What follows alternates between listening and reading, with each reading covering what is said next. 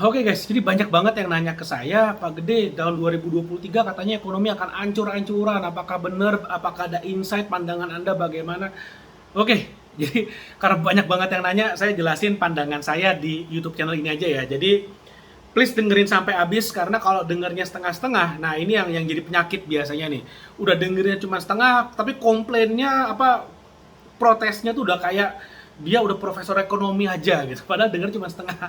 Banyak banget kejadian seperti itu, makanya please denger sampai habis karena mungkin apa yang saya share di sini bisa bermanfaat juga untukmu gitu ya. Apakah sebagai seorang pebisnis, investor, calon pebisnis, masih belajar dari nol tanpa modal segala macem, dengerin sampai habis. Jadi biar biar kamu sebagai pelaku ekonomi itu tidak kemudian punya pikiran-pikiran yang pendek, sesat, dan akhirnya malah nggak ngerti mau ngapain, jadi panik sendiri gitu. Nah, jadi gini, ini pandangan saya ya. Silakan nanti ditelaah sendiri masuk akal atau enggak. Silakan ditelaah sendiri dibandingkan dengan pendapat-pendapat para ahli yang lain. Saya bukan seorang ahli, disclaimer, saya bukan seorang ahli, tapi saya adalah seorang pelaku ekonomi. Saya seorang pengusaha, seorang investor, seorang entrepreneur. Jadi saya punya analisa sendiri, saya punya pandangan sendiri. Apakah buatmu ini make sense, mau diikuti atau enggak terserah. Tapi begini ceritanya. Jadi yang namanya siklus ekonomi ya, naik turun itu happens, itu terjadi. Dan bukan sekarang, bukan tahun depan aja, bukan tahun 2023 aja. Udah terjadi dari puluhan tahun yang lalu.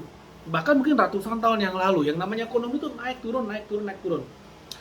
Jadi yang namanya ekonomi ketika udah naik, berikutnya apa yang terjadi ya akan turun. Ketika ekonomi udah di bawah, apa yang terjadi dia akan naik lagi. Saya akan berusaha menggunakan terminologi, bahasa-bahasa, kata-kata yang sesimpel mungkin ya. Jadi saya sebisa mungkin tidak akan menggunakan jargon ekonomi yang terlihat keren padahal sebenarnya maknanya mah simpel aja gitu kan. Saya akan coba jelaskan secara sangat sederhana. Jadi yang jadi masalah adalah banyak orang nggak tahu tahun depan apa yang akan terjadi, tapi banyak sekali di luar sana mengatakan oh ini akan hancur, akan crash dan segala macam, dan penyebabnya banyak.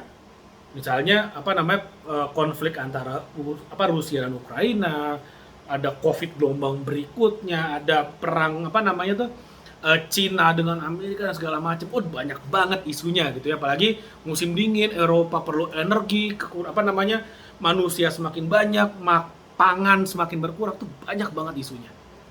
Nah, kita harus tahu bahwa setiap kali krisis terjadi selalu muncul orang kaya baru. Maksudnya apa? Selalu muncul orang-orang kaya baru yang bisa melihat peluang di sana, melihat ada kebutuhan di sana, dan mereka fulfill atau mereka berikan kebutuhan tersebut.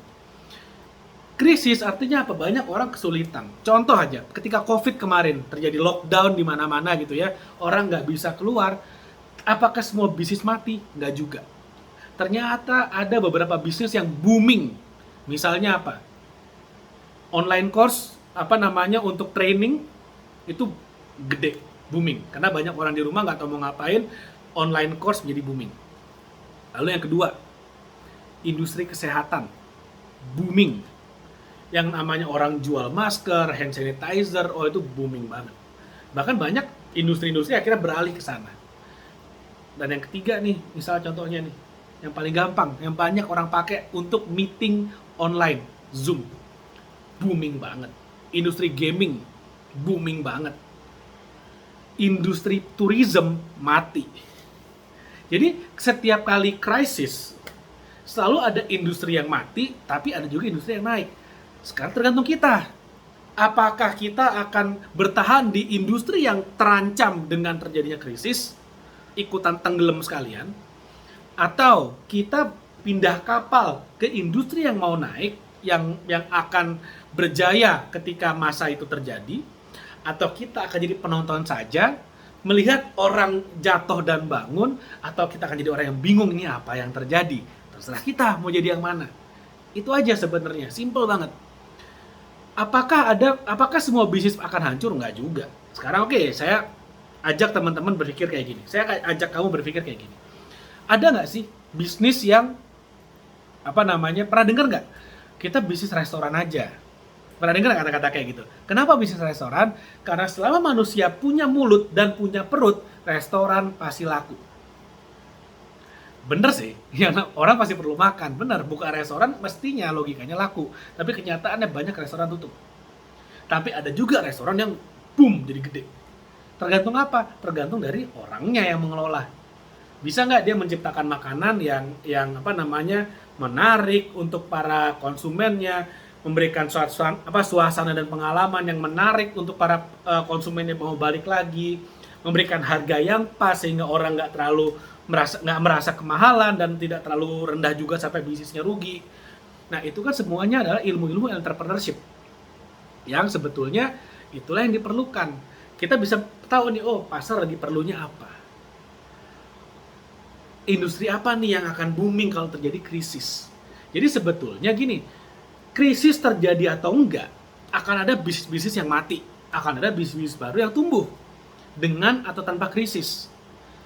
Ketika kita udah paham bahwa krisis adalah seperti apa ya, seperti yang namanya bumi memiliki 4 musim gitu ya, musim semi, musim panas, musim gugur, musim dingin, itu akan terjadi.